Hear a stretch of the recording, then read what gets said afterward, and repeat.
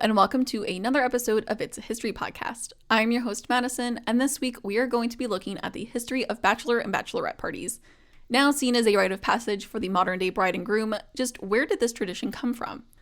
As the first episode in what will be a 4-part series on the histories of various aspects of weddings, these episodes will be on the shorter side. It may err on the side of not as serious as some of the other episodes I have put out.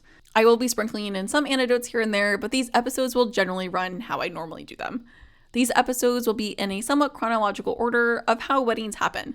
So this week we are starting with the Bachelor and Bachelorette parties. Next week will be the history of marriage itself, followed by the history of the wedding dress, and finally the history of honeymoons. My own wedding festivities will be happening when these episodes come out, so some lighthearted content will be nice to release during this time. With that long-winded intro, let's get right into the history of Bachelor and Bachelorette parties. Throughout history, there seems to have been some sort of last hurrah type party amongst men to celebrate their friend before he entered into a marriage. All the way back in the 5th century, the Spartans would hold parties for their soon-to-be-married friends. In the 14th century, the term bachelor was used for the first time to denote an unmarried man.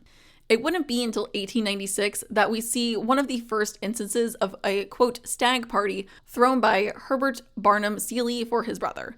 This particular stag party was raided by the police due to rumors of there possibly being a belly dancer in attendance who was in the nude.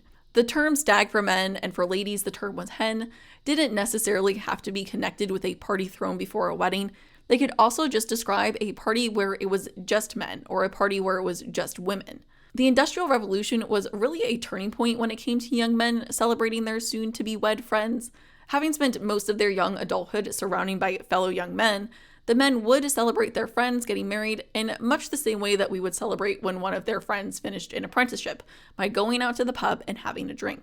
It wouldn't be until 1922 that the phrase bachelor party was used.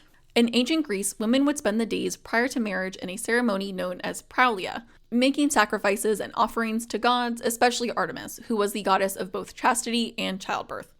In 17th century Sweden, brides-to-be would partake in something called virgin nights, where they would take a bath with their virgin friends. An interesting practice.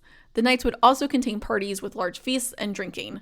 One Swedish town actually banned the practice because wedding patrons were getting too rowdy the night before weddings. The early 20th century led way to the bridal shower, where friends and family would gather round to shower the soon-to-be-wed couple with gifts and prepare the bride for married life. The bridal shower was also something that came from the onset of the Industrial Revolution. As more women entered into the workforce, particularly in the urban setting, women had always worked, but the Industrial Revolution saw them traveling from their hometown and into cities. The 1960s, when women started to embrace their sexuality, started to have parties with their friends that are reminiscent of today's bachelorette parties. But it wouldn't be until 1980 that the title bachelorette party would become popular. By the 1990s, the bachelorette party was a staple in the getting married tradition. Even as the popularity of bachelor and bachelorette trips continue to grow, the type of party that it is has started to transform once again. While nights of going out with your groomsmen or bridesmaids to a local bar or club are still going on, there has been a notable shift in these parties turning into long weekends, and not necessarily the same rowdy affair they once were. For some brides, they are choosing to have what would be a quiet weekend with friends away from home. Some couples even have joint trips where the whole wedding party attends. And while these parties may last for one night or a long weekend, they symbolize a sort of rite of passage and the transition of oneself from one station of life into the next. For those who may be interested, my own bachelorette party was a nice long weekend in a quiet beach town with my 3 bridesmaids and my brother, who happens to be my maid of honor.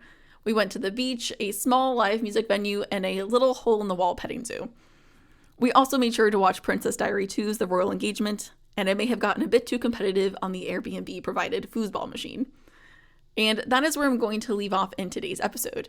Thank you for listening, and I hope you learned something new about the relatively short history of Bachelor and Bachelorette parties. Sources for today's history include A Quick and Dirty History of the Bachelorette Party by Carly Hill, How Did Bachelor and Bachelorette Parties Get Started by Isobel Whitcomb, and Stag Nights and Hen Do's, a brief history of Bachelor and Bachelorette parties from History Extra. Thank you for listening to today's episode. If you liked what you heard, please head over to Spotify or Apple Podcasts and leave a review.